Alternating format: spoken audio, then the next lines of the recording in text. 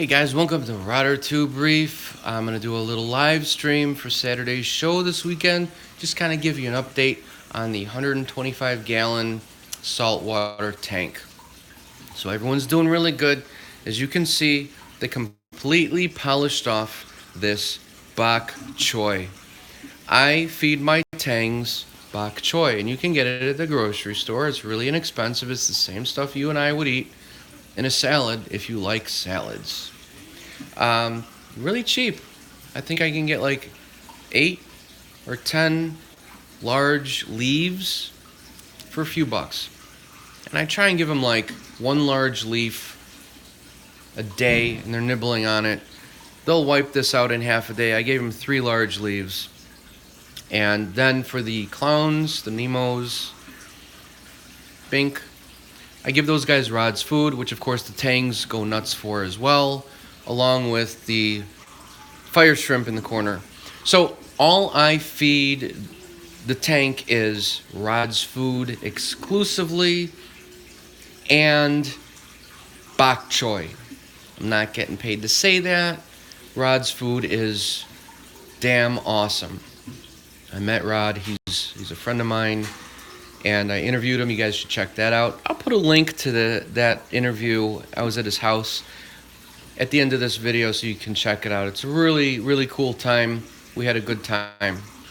I'm also not getting paid by the grocery store to say that I'm using bok choy. However, maybe they could be my first sponsor. Whatever. So, an update on the green algae. It's really doing well. The glass is clean. You guys know I've been fighting green algae, green hair algae on the rocks due to phosphates for the last few weeks. It just got out of control. You know what? With saltwater tanks, you guys, as you know, and if you don't know, I'm going to tell you how it is. Your tank could be going just great, but it's a really slippery slope, and it could end quickly, meaning your levels can be off the chart. For me, I don't know what happened. I have a couple ideas. The phosphates in my tank rose a lot. Now, what are phosphates? If you have a lot of fish, which I do, and big fish, which I do, and tang fish especially, these are tangs, which I do, they go to the bathroom, and they go to the bathroom a lot because they're larger. They also eat more. Even though I do not overfeed this tank, sometimes I feed them every other day. There's more fish waste, and if food gets uneaten, even the smallest amount, it'll break down in your water and it'll cause phosphates. You don't want phosphates for various reasons. I'll do a video on that. But basically, phosphates also prevent the growth of your coral. Corals hate phosphates. So phosphates also feed green algae, and then that's why you get the green algae on your glass that's unsightly. So if you have green algae on your glass or on your rocks and it becomes worse, it turns into what we call green hair algae. It looks like green hair or green cotton balls and attaches itself to rocks. There's certain things you can buy to remedy the issue. One of them is called Phosphate Rx, and that loosens the green algae, and then you can brush it off with a toothbrush. So you really should remedy the problem at its source, and that would be to remove some fish, which I'm not going to do, or feed less, which I already do. This bok choy stuff, which is gone, they devoured that in half a day, that doesn't cause many phosphates. It's not frozen, it's not soft, it's not pellet food that breaks down into a mush. It's just leaves. So that's going to be safer than your average frozen food or pellet food that you could feed them as far as phosphates are concerned. But it still will break down just at a much slower rate. So what I have done is you vacuum the sand bed, which the sand bed was nasty as well. So I vacuum the sand bed. You can do more water changes. Don't skip any water changes like I did. That's one of the things. I think I skipped 2 weeks of water changes because I was working a lot. I usually do a 10% water change every weekend. I slipped and I didn't do it. Ever since then, I noticed an issue with the phosphates. Another thing that I did, because I needed water in a hurry, like a couple times, especially when I added my second sump, I added tap water to my tank to top it off. I needed to do it. I didn't have enough water made, and even though our water is great, there's still minerals and metals in the water. So I added maybe 10 gallons of tap water. I hate to admit it, but it's the truth and it's how it is. So that may have caused a problem because there are phosphates in your tap water, whether you realize it or not. So I'm clearing that up. So what I did to remedy this is I changed my filters in my RODI system. I flushed the membrane out. I am doing weekly water changes. I'm back on top of that. And I skipped feedings to be like once every other day for about a week and a half. I added another power head. I've got a high door power head in here. And I'll show you what else I did. If you guys were watching this video last week, you saw this already. What happens if you have lemonade in a glass and you add water to it? You dilute it. So that's what I did. I diluted my aquarium. I had my regular eShop sump here that was very small, just big enough for a protein skimmer, and it's skimming out the water, the nasties out of the water before they get a chance to break down. This is my first line of defense. I absolutely love protein skimmers. A protein skimmer works by bubbling the water up from a motor, and there's thousands of bubbles, as you can see.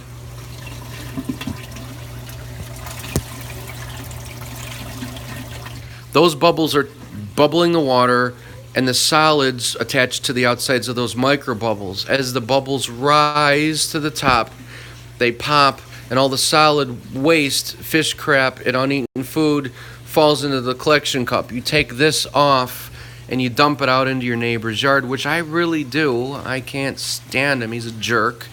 And I put it back on after I rinse it, and you're done. Never use soap to rinse these things. Now, you should always overrate your protein skimmer. This one's rated at a 200 gallon for my 125 gallon. You always want to get a protein skimmer that's rated for more than what you have. So I talked about the lemonade thing. What I did was made a second sump.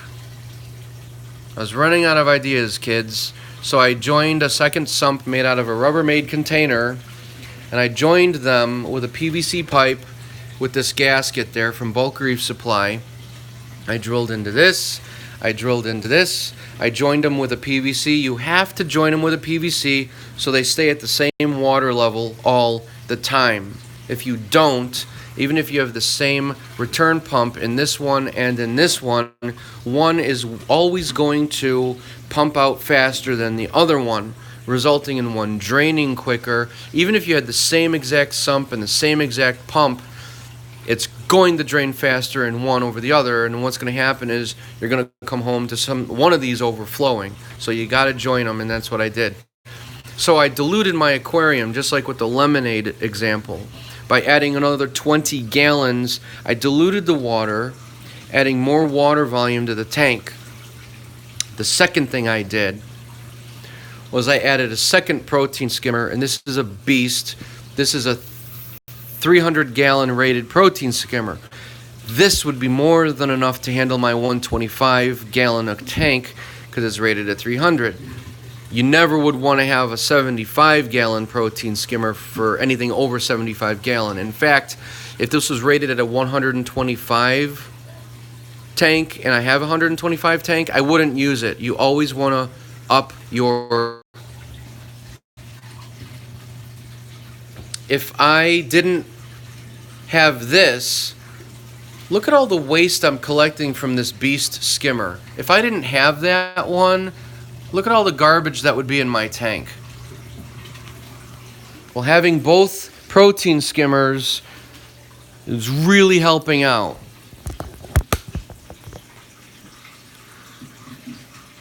So, besides getting rid of my tangs, and besides feeding less, I am stopping the garbage from breaking down in the water before it has a chance to break down. I'm cutting it off by getting that stuff out of the water column with 2 powerful protein skimmers, and I've added water volume to my tank by 20 to 25 gallons, which has helped a lot. I think I lost connection on you guys. Sorry about that. I think somebody said here in the comments during the live stream that their tang is dying. I'm sorry to hear that. That's not good. So my sand was, before I added the second sump and before I added the second protein skimmer, the phosphates were getting out of control, and I think one of the reasons for that is I had to miss some water changes. I missed a couple weeks, and those of you in the hobby know that this hobby is a slippery slope. Your water parameters and levels may be really good, but if you don't do a water change or maintain certain things, it could get away from you really fast. And I think not changing the water for a few weekends, not in a row, but I missed a couple weekends, that kind of hurt me. So also what I did when I added the second sump down there, I hate to admit it, but I had to do it. I didn't have as much purified water made, because I make my own at home with the RODI unit. You never use tap water, and even though our water is rated really good out of the tap, I used it, and I used maybe 15 gallons or 10 gallons worth, and that was not good. And after that, my phosphates rose, and then they continued to rise. So that added to the problem, I believe. So that was a mistake, I believe. Why don't you go to a no water change system like Triton or one of those? Someone asked. That's a good question. I don't have the money for that. I don't have the money for much of this hobby. And I don't like dosing chemicals and things. It's just me. Triton, I've heard great things on. Really an outstanding product. Plus, I've got so much going on in life. I don't like to dose and measure and this and that and do this and did I do this and how about this and what's this level. I don't have time to be, scientist. I don't like doing it. It's not one of my favorite parts of the hobby. It just seems like a never-ending battle. Plus, I don't like clutter. That's why I don't have reactors and all that stuff. But the Triton, you guys should check it out. It's a great product. Plus, I like more of nature's way when you do a water change, especially if you use Red Sea, Coral Pro like I am. I used Instant Ocean for years, absolutely loved it. But when I switched over to Red Sea Coral Pro Salt, my corals got more saturated in color. They grew faster. You can see my star polyps. They stopped right about there. Well, now they're extended down here. They're moving up here, and then moving behind the rock and onto this one more. It's just amazing. So Red Sea is great. Water changes, they add all the stuff in the water that you need naturally. So anyway, I went back to the weekly water changes after a busy, hectic schedule. And hey, thanks, Rob. Good to see you, man. And Leia says hi too, by the way. You can hear her in the background. The sand is nice and white. I stopped feeding these guys like I was feeding every other day. I use the bok choy. I use Rod's food. I fed a little less, which I've always fed a little less. And I would just skip every other day in feedings, plus the addition of the second sump and the 2 protein skimmers. My phosphates are a lot more in control. I have not tested them. I will. I hope I'm not boring you guys with the phosphate green algae video again, but I wanted to give you an update. Now, before, like a couple weeks ago when I was brushing the green algae off the rocks, it would come back a day later. Green algae is a cancer. And now when I brush it off the rocks, it stays off. I cleaned these rocks with you guys last weekend on a live stream, and nothing came back. Awesome. Awesome, awesome. Nothing came back. A few weeks ago, if I did that, I'd have green algae on the rock the next day. Now, there's also Phosphate Rx. You can I'll show you guys the light in a second. Someone asked what light do I have for the tank. I used Phosphate Rx. It comes in, looks like an eyedropper, like Visine, and dose that per the instructions. It doesn't remove the green algae from your tank. It just breaks it down to kill it. So you have to go in and remove it with your hands or a toothbrush. There's a lot of videos out there on that. For me, I just added more water volume, fed a little less, did my regular water changes, no extra water changes, and I was able to break that garbage down and scrub it off, and I just let it flow through the filtration system, and the protein skimmers got it. What am I using for a light? I got a T5 light.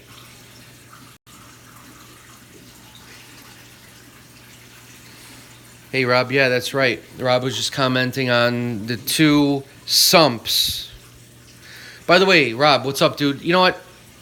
I want to just give a quick shout out. Sorry about the whole salt ordeal. You know it was me now. Rob was going to send me salt, and there was a mix-up. So anyway, don't worry about it. Thanks for the offer. I'm glad you like the channel. So back to the lights. I got off Amazon an Agro Bright light. I think I got this for $120, and I got my T5 lighting from Bulk REEF Supply. I think it's the ATI bulbs. I love them. Let me show you.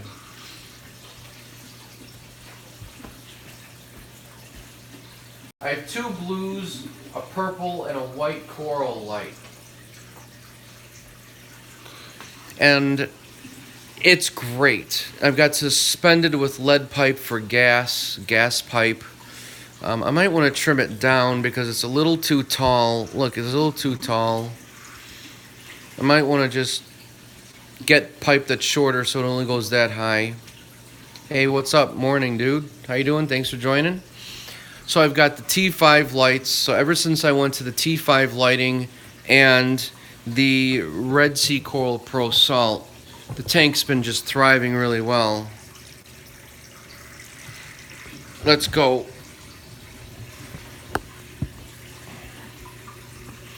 Yeah, Rob, no problem.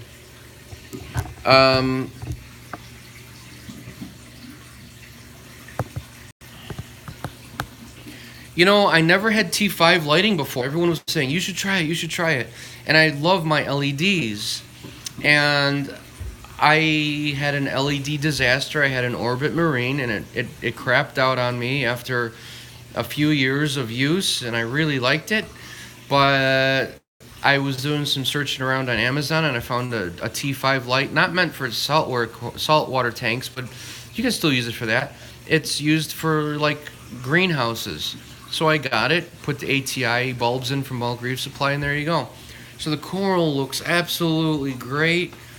I love it. It's really lush. Everything is still kind of waking up.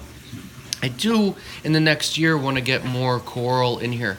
I'm not much of a coral person. I think they're awesome.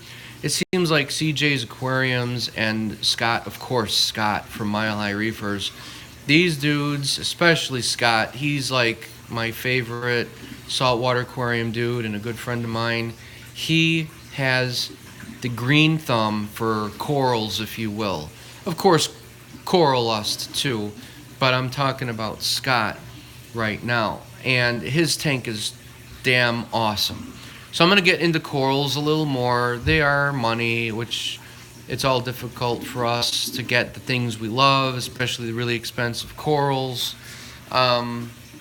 So I have my favorites. This is my Star Polyp. I love these things. It used to stay just on this rock. Once I got the T5 lighting and the Red Sea Coral Pro, this dude is expanding over the rock now at a fast rate.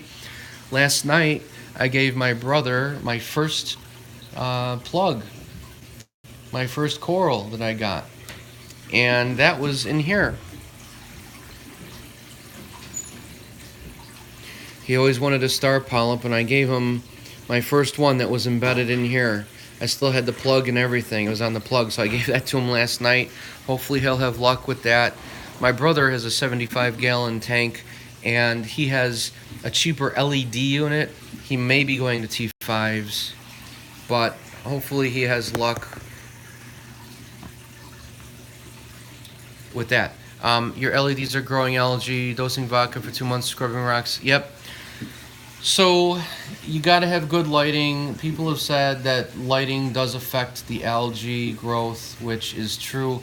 The biggest thing that affects algae growth is phosphates, and phosphates are the result of overfeeding your fish and not cleaning your tank properly. Once algae grows, oh, the naso is coming in for a close-up. This fowlery is beautiful. I've had this guy for, it's going to be 3.5 years. I love him. Beautiful, beautiful guy. I went in to get a coal tang. They didn't have coal tangs, and they talked me into getting him. Look at that guy. God, I love him. Love him. I love all my guys, but especially that dude. So, Bubble Magnus Curve 5 Skimmer. Yeah, Bubble Magnus. My brother has a Bubble Magnus. Those are really good protein skimmers. I almost got the Bubble Magnus, but I settled with the e-shops again. These guys devoured 3 huge leaves of bok choy, which you get in your grocery section. I feed bok choy and Rod's food, and that is it. And I feed them every other day, which I felt bad about. But look at, they're still huge and plump. I don't feed every day.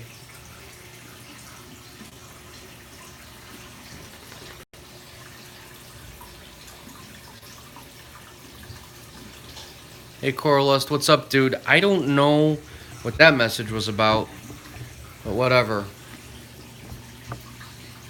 So I feed these guys every other day, and I felt guilty about that. Once a day, every other day, I give them one big leaf and Rod's food. Rob asked if I'm going to be putting a background on the tank, or do I like the open look of the glass?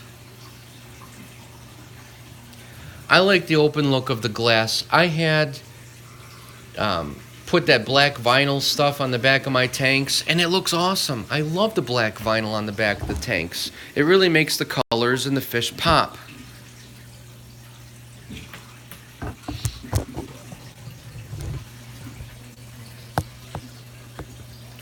But I like to open more for a couple reasons. To me, it makes the tank feel bigger, and I was inspired when I saw Aaron's aquarium channel. Aaron is a really cool guy as well. Check him out. You guys know who he is. His massive tank, what is it, 400 gallons, 300? I love how he can walk around it and see all angles of everything. And also, if I'm looking for a fish or a shrimp, I'm looking for anything behind the rock, I can get on the staircase and look behind, and I can see things. That's the biggest reason why I like the open look. I can see everything in the tank. I'm not handicapped, and I'm not limited to just looking at the front and the sides. And I love the open look. I wish that I moved this out further so I could walk around the tank and have this more in the room centered, but whatever, I didn't do that. So somebody asked if I feed more food but less often. I do not. I feed these guys just one leaf a day and a little bit of Rod's food. In fact, you know what? I'm going to feed them right now so you guys can see. I'm going to just feed them Rod's food.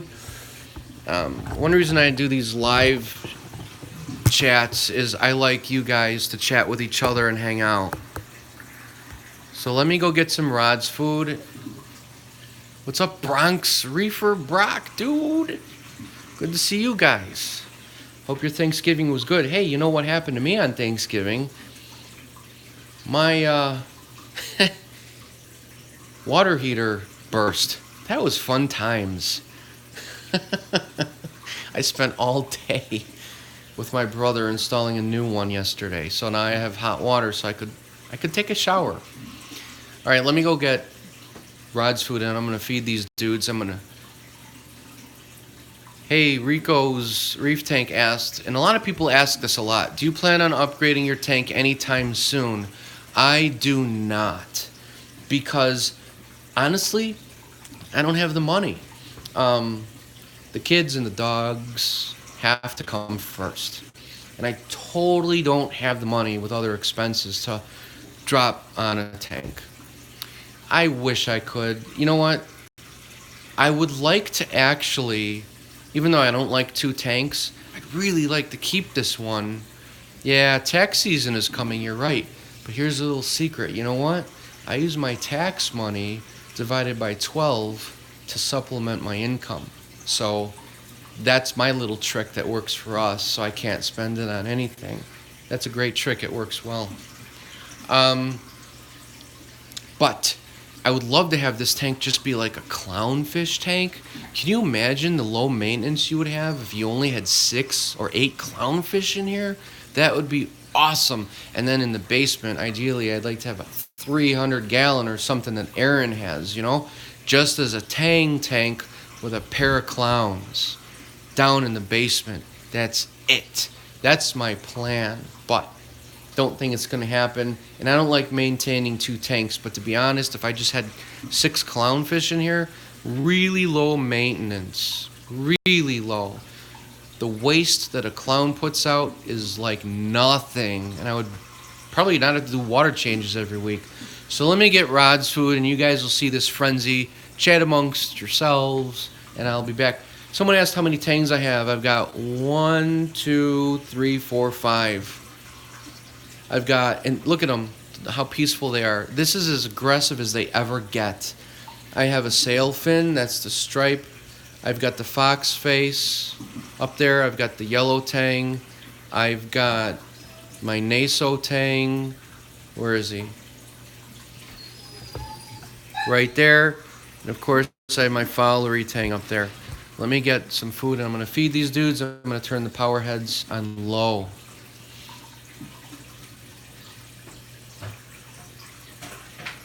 They see me, so they know it's time to eat.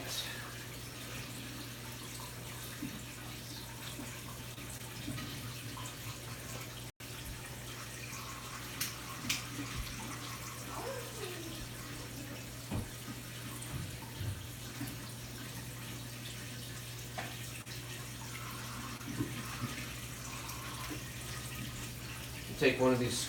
Look at them. They're going nuts. They know. I didn't feed them last night.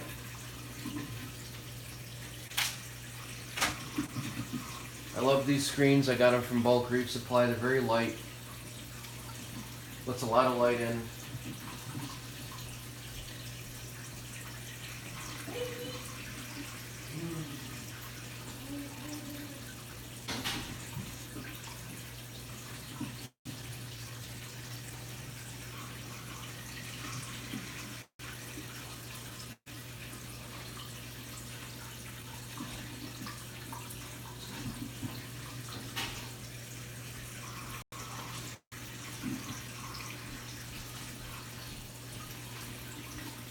Alright guys, I got some Rod's food here, just a little bit, and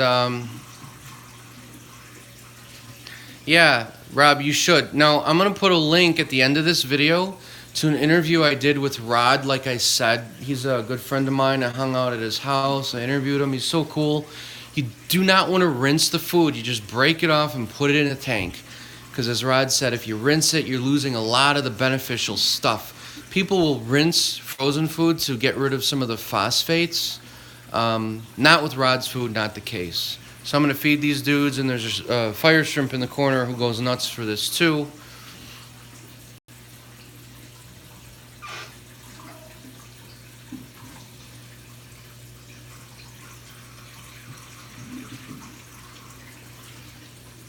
This is what the clownfish eat mainly, but I feed mainly the tangs, the green leafy stuff from the grocery store because they're herbivores. But they go nuts for Rod's food as well. Look at the fire shrimp coming out because he smells it. He's going nuts.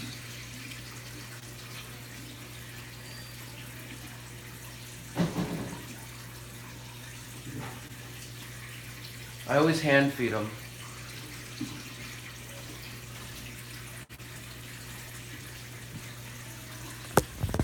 Let me show you this fire shrimp. He's going nuts collecting it.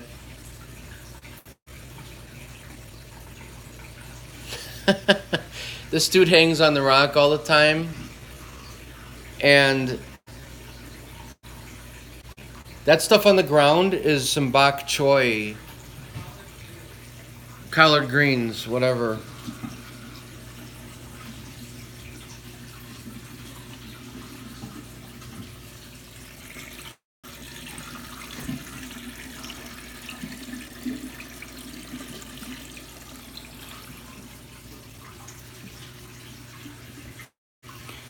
Reef Keeper asks, do I use regular Rod's food or the herbivore blend? I use both, but mainly Rod's Original. It's all I use, and they go nuts for it. And that's all I feed them. I just feed them Rod's, and I feed them bok choy leaves or the collard greens. In fact, while I have you guys here, I'm going to get a leaf, and I'm going to put it in there so they're going to nibble on it through the day. Let me get... just so I can show you how I feed them. I do that, and I'm not going to feed them tonight, and I'll feed them tomorrow, but I might skip a day, and I'll feed them Monday. Not all the time, but once a week, to kind of give the tank a little break. Okay, so let me get that leafy green to show you, and I'm going to rubber band it to the PVC pipe.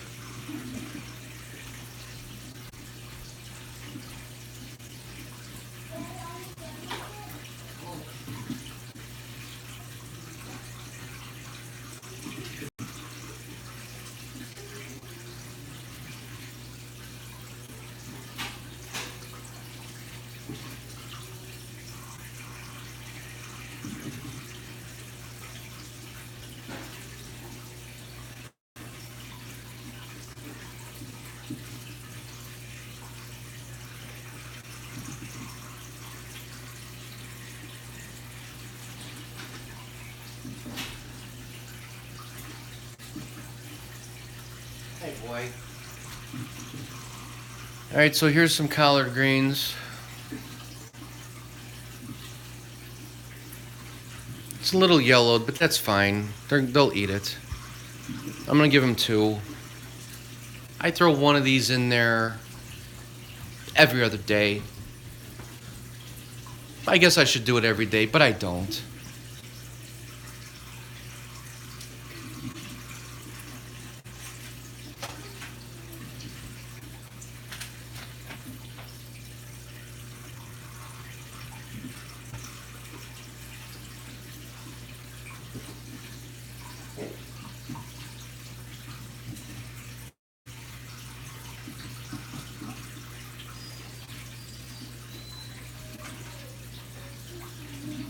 Rubber band it to the PVC, put the PVC between some rock.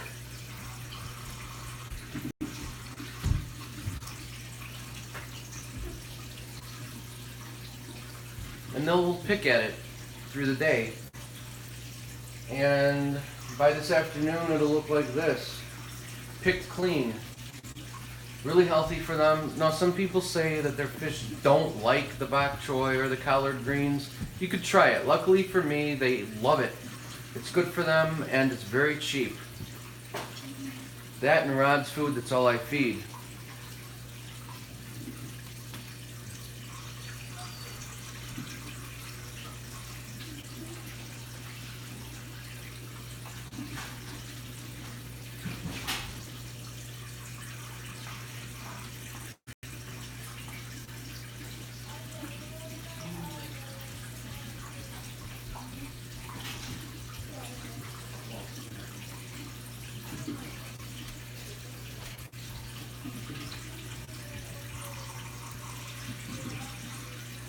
Oh, good, Rob. I'm glad you guys like it. Sometimes I feel like I shouldn't stream because it gets a little long. I don't want you guys to get bored.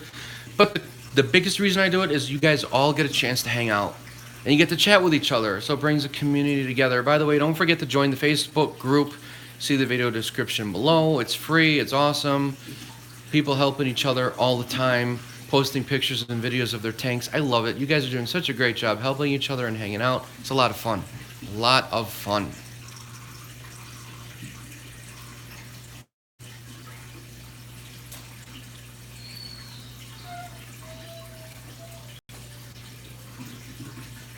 All right. Now that someone said the reason they don't stare at their tank more is because of the wife and kids. Yeah, I know. Man, that's rough. I work a lot of hours, and I do video editing on the side. I've been doing video editing for 25 years. I do it professionally out of my home. I do it on the side. I've got clients around the world. It's a slow business I've been building, and between that, there's not much time for the aquarium, to be honest. But I love it, so, and I want to hang out with you guys, which is why I still do my channel. Plus, it's a way for me to document things I've done to say, this worked, this didn't. Because I've done videos on biopellet reactors, and it turns out they don't work good in my tank, which is true for a lot of people. Some things work, some things don't. You need to experiment and see what works for you. But something that works for you won't work for me, right? Okay. That's why I try as much as I can, and I do some DIY stuff.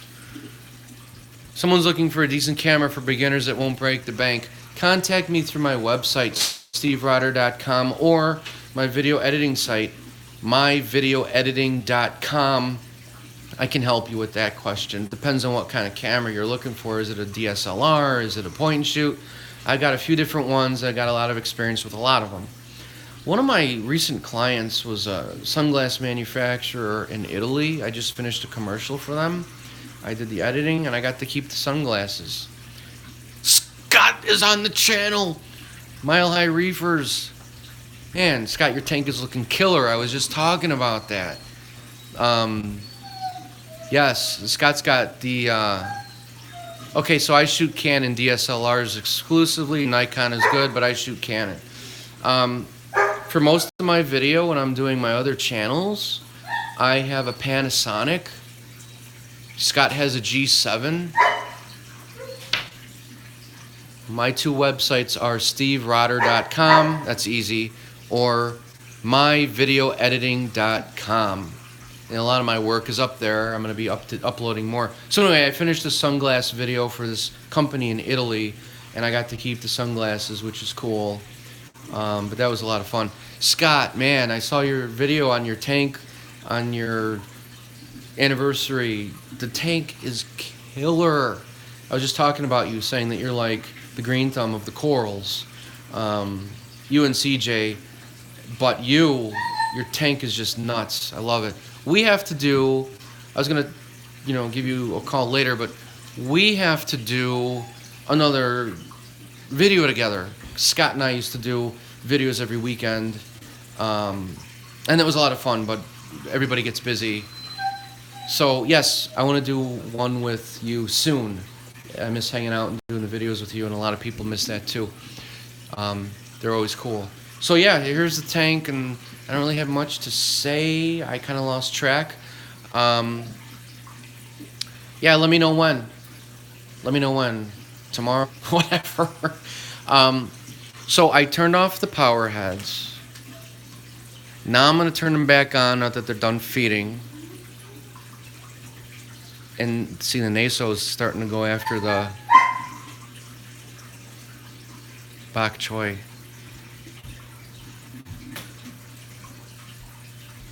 Yeah, Reef Talk. Reef Talk was really cool.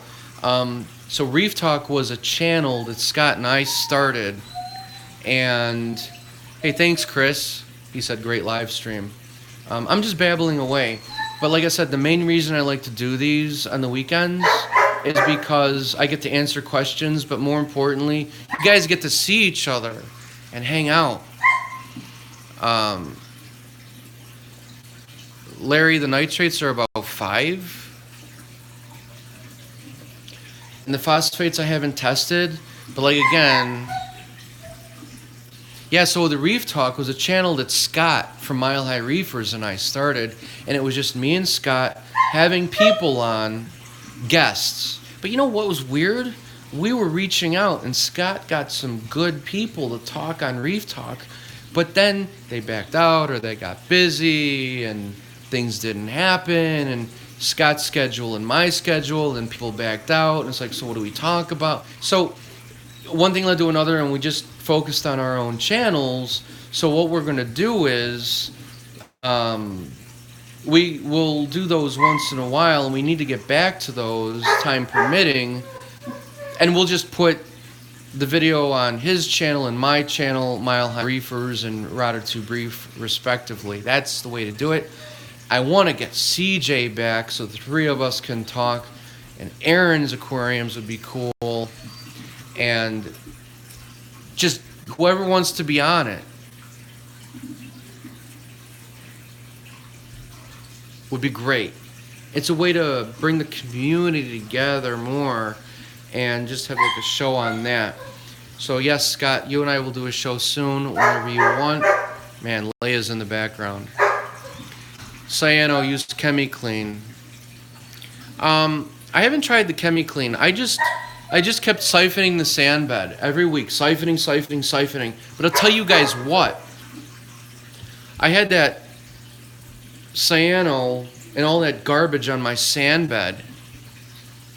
And Larry, I tried the Microbacter 7 too. It didn't do anything for me. And someone made a comment, man, nothing works for Steve. Well, it kind of seemed that way. Like, you can try so many things. You could try so many things, and like for example, carbon dosing, sugar works best for me. I siphoned out the sand, and it was always like red again. The whole sand bed was red. Like 2 days later, red. Green hair algae on the rocks. I'd scrub it off with a toothbrush. It would be back like the next day or 2 days later, no matter what. It was driving me nuts. But then, like I said, I added the second DIY sump, the Rubbermaid container. Once I increased my water volume by like 25 gallons and I added the second protein skimmer, things got under control a lot more. And people were like, try a refugium. I tried that and it didn't work. Try a algae scrubber. I haven't tried that yet. Bronx Reef, what's up? Have you ever added additional live sands to your setup? I have not. In fact, I removed some sand. I was going to remove all the sand bed, as some of you remember, and just replace with tile. I think I'd really like the look of like marble in there, a thin layer of marble or tile. And but I really like the look of sand. So I think Scott even said, remove some sand, because it's not a deep sand bed. And a deep sand bed is good because it breaks down the stuff in your water. But I don't like sand beds that are deep because they're also dangerous. Because if you swirl up the sand too much, you're going to release all the nasty stuff from your sand bed, and you could crash your tank or cause real problems. So I don't rely on a deep sand bed. People have said it's like a ticking time bomb. And I like to stir the sand bed because I like to get the stuff out. So, like the uneaten food and fish waste, and vacuum it out. And I'll let it get in the water column so it can get taken out by the filtration. So that's why I don't have a deep sand bed. So I actually removed some sand, leaving only about an inch sand bed, just to have the look of sand and have the beneficial bacteria in it. But I don't use a deep sand bed, and a lot of people use it to break down the nitrates. For me, I break the nitrates down by sugar dosing, 1 teaspoon for every 60 gallons. So I'm putting 2 teaspoons in here. In fact, let me do that right now. Might as well do everything while you guys are on here streaming. So, carbon dosing is taking a carbon source, such as sugar, and I figured out that 1 teaspoon for every 60 gallons works. Oh, look who's out. Look who's out.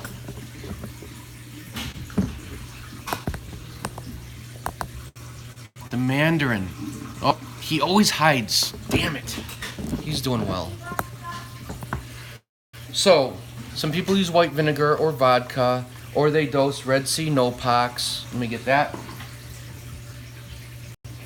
Which works quite well for lowering the nitrates. But ever since I started dosing this, yeah, sugar's better than vodka in my tank. And I've tried this, I've tried white vinegar, I've tried vodka. This gets nitrates down really well, but I've done a lot of reading, and a lot of people saw phosphates get out of control. Even though it says nitrate and phosphate control, people were saying don't believe everything you read. Just because it's Red Sea doesn't mean it's good. I love this stuff, but when I started this, I saw algae everywhere, and my tank never has algae. Hair algae, all kinds of algae. I went back to the sugar dosing to keep the nitrates down. So here's 1 teaspoon. Bam. 2nd teaspoon. Bam. Now you cannot do this if you do not have a protein skimmer. Now how this works is, this is going to feed the anaerobic bacteria, the beneficial bacteria in your tank. They feed on this, they multiply, the bacteria grows. No, I'm not camera shy. I just want you guys to see the fish instead of me. I'll put it on me in a minute though. But see, if I have it on me, I also can't read what you guys are saying. So this will feed the bacteria. The bacteria will grow. If you use too much of this, you're going to have a bacterial bloom, and your water is going to get cloudy. But that's fine because it goes away within about 6 to 8 hours. So that's fine. It will not hurt your fish. It will not kill your fish or your coral. Work up to this slowly over the course of a week or two. Once you get up to like 1 teaspoon for every 60 gallons, you will be able to get your nitrates guaranteed down to 5. Now once mine are down to 5, I only dose 1 teaspoon a day. Once you do this, you will see your protein skimmer churning out all kinds of nastiness. Look at that.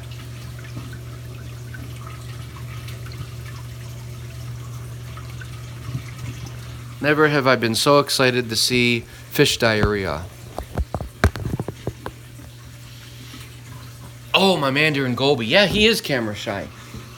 You know what I want to do too? Is I want to visit one of my favorite reef stores again, and I want to get phytoplankton. I've never put phytoplankton in this tank, but I want to, and I also want to get, even though I don't need it, I want to get another bottle of copepods to have more food for the mandarin. But he's fine. He's doing really well. Oh, there he is. He's in the back. Let me see if I can get him. Oh, probably not. No, I can't. He's hiding in the corner. I put some... Yeah, I know. Speedy says I need more coral. And that's one thing that I touched on in the beginning of this video. I want to get more coral in this tank. Like, look at Scott's tank from Mile High Reefers. It makes me inspired to get coral. But I don't have many places to put coral. I mean, look at this. I don't have a lot of rock, and the reason I don't have a lot of rock is because I got a lot of tangs, and I want them to swim in front of it, through it, and behind it. So I got to find rock that I'm able to stack with the existing rock to put more coral on.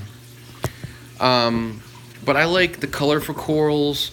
I'm a fan of corals that move, like the Duncans, the star polyps. I like a lot of movement in my tank. So for that reason, I'm not much of a fan of zoanthids, but they give a lot of color and pop. But look at this. These, I bought a tiny little frag, and within a few weeks it grew to this, and a few more weeks it grew to this, and after about 6 months it's grown to this. So it's overtaking the rock, which is really great. Not much color on it, but I like it. With coral, you also have to make sure you get ones that are compatible with each other so they don't fight and sting. I'd like to get an anemone, but I don't like how they move. Yeah, torch corals from Hydro Guy, he said. Torch corals is what he would get. I love torch corals, but you know what? I tried torches twice, and they die. Probably because I had nitrate levels. Now, one thing I wanted to say about the sugar dosing is, okay, when you have a saltwater tank, you don't want to band-aid things.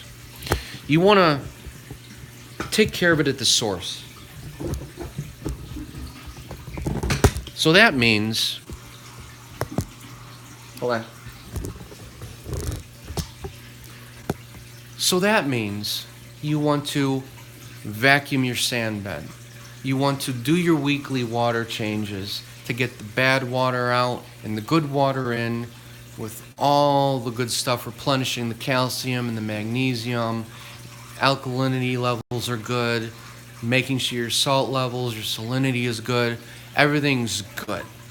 That's how I like to do it.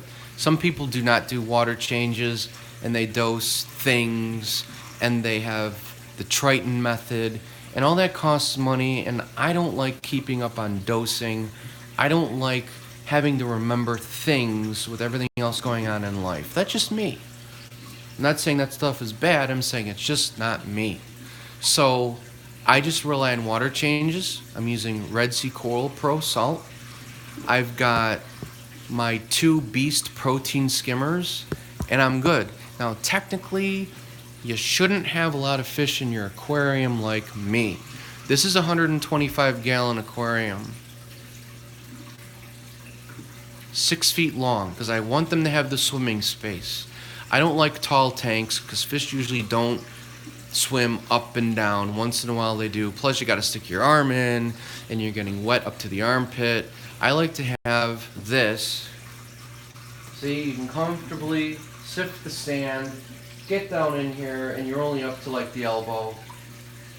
I like that.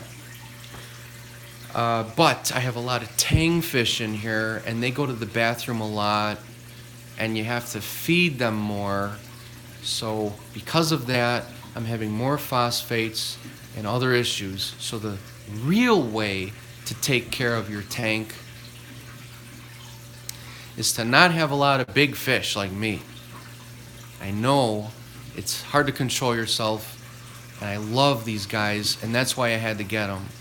And someone asked about a rose tip bubble anemone.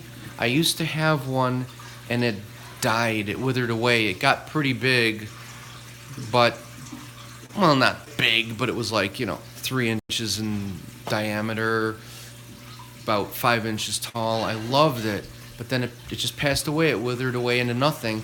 I'm also afraid of the anemones roaming, because anemones, they move around your tank. And see, look, they're eating it. And if an anemone dies, it's just like a toxic bomb that goes off in your tank. God forbid it gets caught in the power heads and gets shredded. You're going to have problems. But I do want to get another anemone. I want to set up another quarantine tank just for corals. I want to buy coral. I'm going to put it in the quarantine tank. I'm going to let them sit there for 6 weeks. No fish allowed. I'm just going to leave them in there in case there's any parasites on the water that the coral comes in. Corals do not host parasites such as ick or marine velvet, which are deadly to your tank. It'll wipe out your fish in a matter of weeks or days if it's marine velvet. So that's why I want to keep the coral out of this tank until it's sat by itself for 6 weeks. Again, coral does not host parasites, but if the water that it comes in on from the pet store, reef store, has ick in the water, you're going to put that in your tank. It only takes 1 drop of water to infect your whole water column. And if you take that coral out of the bag, and even if you were to shake it off and put it in here, just 1 drop, 1 microscopic bit gets in here, it's going to multiply and it's game over. A lot of people will fight me on this. I don't care. I've had a lot of people say, ick won't kill my fish, I just feed them extra food and that makes the fish healthy and then they'll be fine. Nope.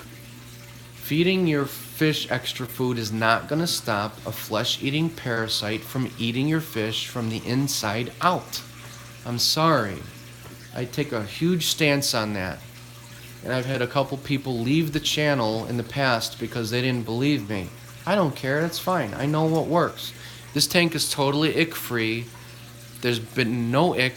The fish have never scraped themselves against the sand or the rocks. It's totally fine. There's my little rant on that. That's something I strongly believe in. If someone doesn't want to... Thanks, Larry. If someone does not want to follow me on that, it's fine. Because it's not my fish tank. It's yours. I'm just telling you what I found out. And I'll never tell you guys things that I don't believe to be 100% true. That's right, Larry. Garlic just helps them eat. It doesn't cure the ick. I do a lot of research, guys. I read all the time. I watch all your channels. Then I do research on what I find. And then I formulate. And then I test. And then I publish my videos. Yeah, Rob. You know what? A little story on that with the marine velvet. In my first saltwater tank, the 28 gallon was fine, and then I moved to a 75 gallon. I love the purple rock with the coralline algae. That's what coralline algae is, the purple rock. And I bought a purple rock, the coralline algae rock, a small one. I think it's in here somewhere. And I wanted that coralline algae to spread because I love the purple look. Well, that rock contained marine velvet. Long story short, nobody knew what marine velvet was or anything, and my fish were dying at an alarming rate. Like every day, I'd buy a fish and I'd put it in, dead. Buy another fish, dead. I was getting clownfish, like 3 clownfish in a week's time. They would die within a day, and I would come home from work. And, all right, dude, see you later. And my wife would say, guess what? And I'd say, who else died today? So marine velvet is a black plague and it kills your fish. Scott from Mile High Reefers, actually his video on ick saved me. And then I reached out to Scott, and that's how we became friends. So I learned my lesson. The stupid store that I bought the fish at, I even sent pictures of my fish. They had no color. I said they're scraping against the rocks. They're not eating. They're struggling to breathe. Yeah, Chris, I know. That video, the black spot was funny. Yeah. So, anyway, those dummies tried to sell me a wrasse, saying that the wrasse will eat the parasites off of a fish. They're idiots. Guess what? That wrasse bought the farm in a day, dead. Because black velvet killed his ass. It's a nasty parasite. It's actually a form of... It's a parasite, but it's categorized as like a microscopic bacterial form, actually. Anyway, another video on that, but it's kind of boring stuff. By the way, speaking of that, I actually wrote a book that's on Amazon. Check out the video description, How to Kill Ick and marine velvet in your saltwater aquarium. And Hydro Guy, you're right. Most fish store employees don't know crap. You're totally right. I went to all these places. My water parameters were fine. Water temp, everything was good. You can't see anything. The water was crystal clear. They couldn't find any issues. My fish were dying.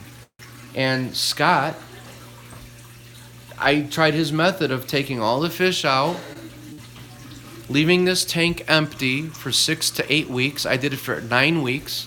And if you remove the food source, the fish, all that parasite dies. And then I put my fish back in, and it was amazing. And it worked. So again, thank you to Scott from Mile High Reefers. And that's how we became friends. End of story. Everybody lived happily ever after, except the people that say, just feed your fish and they'll be fine. Ick will eventually go away. It never goes away. Anyway, that's it for now. Man, I babbled for an hour. I'm glad we all got to hang out, and I got to see some of you guys, and that you guys got to chat with each other behind the scenes. Subscribe. I covered a lot of stuff. And I'll see you next time. Scott, if you're still there, I'm still talking. You be quiet. No, I didn't say yet. Wait a minute. Get over there. Don't say anything yet. Hydro Guy, when's the next live stream? You know what? I'll do it next Saturday. I've been doing live streams on Saturdays. They're a lot of fun for me, and I get to just talk with you guys. You guys get to hang out. But hang out with each other on Facebook. Check out the link, read the video descriptions. Scott, I didn't say go, you wait.